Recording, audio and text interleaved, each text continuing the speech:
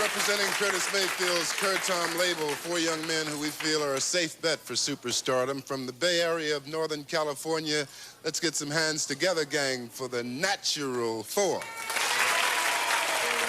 Many artists don't get the flowers that they deserve until it's too late.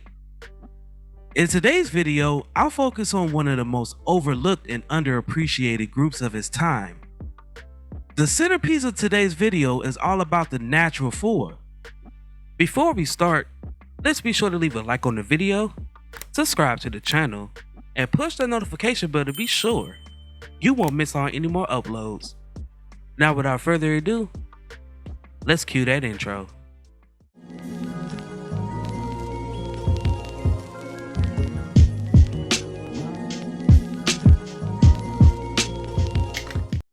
This story begins in 1966 in Berkeley, California, with two General Motors employees, Christopher James and Alfred Milton Bowden, a longshoreman, Alan Richardson, and a Berkeley School District employee, John January.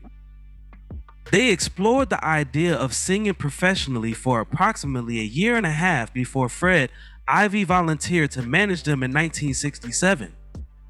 Fred's brother John ran the Triangle record shop and was asked to choose songs suitable for the newly formed quartet. An opportune incident was to occur when an employee at the business overheard the inquiry and offered to compose something fresh for them. With little to lose, everyone got into the plan and the Natural Four's career began.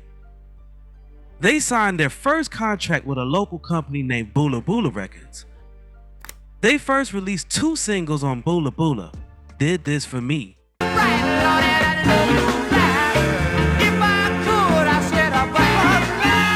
And Why Should We Stop Now?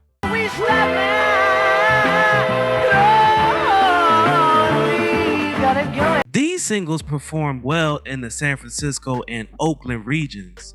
When ABC Records took over distribution, Why Should We Stop Now rose to number 31 on the R&B charts in 1969.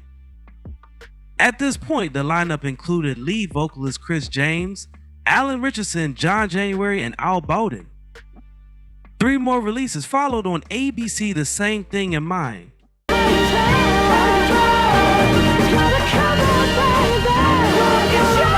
An old Bula track named I Thought You Were Mine,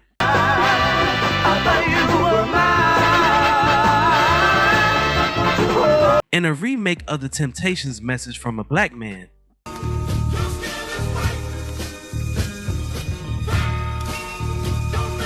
Nothing approached even the minimal success of Why Should We Stop Now, and their relationship with ABC ended on a sour note.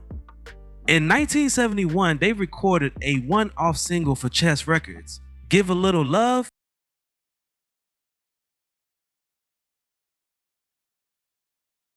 following which Chris James radically redesigned the Natural Four. Richardson, January, and Bowden left in 1972, and Daryl Canady, Steve Striplin, and Delmos Whitney took their places. They signed with Curtis Mayfield's Curtom label and released Things Will Be Better in 1972, but it failed, as did their second Curtom single,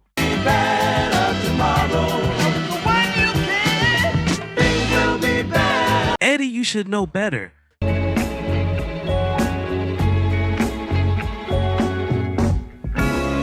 The third Curtom release was The Charming, Can This Be Real, which peaked at number 10 on the R&B charts in 1973 and reached the mainstream top 40. Oh, can it really be true? It's a follow-up, Love That Really Counts, was too close to Can This Be Real to be taken seriously, with the same melody but different lyrics. Took time to play.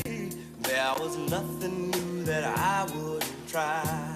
Leroy Hudson, Curtis Mayfield's initial successor in The Impressions, produced the Natural Four on Curtom for many promising recordings, but four disappointments followed between 1975 and 1976. Heaven Right Here on Earth,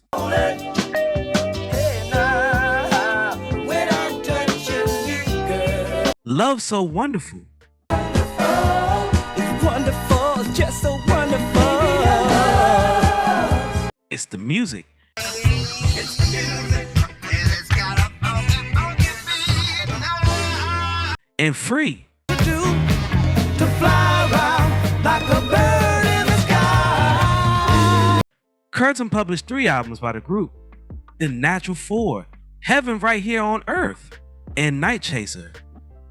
The Natural 4 was a great group that definitely deserved more. Chris James, their crisp, silky lead vocalist, possessed a voice akin to the Spinners' Bobby Smith, but heavier and more melodic. However, the ensemble lacked any substantive authors and was frequently dependent on producers and songwriters. Still, the Natural 4 delivered some of the most beautiful harmonies ever recorded. Now, before we go, I have a question for you all. What is your favorite song from the Natural 4?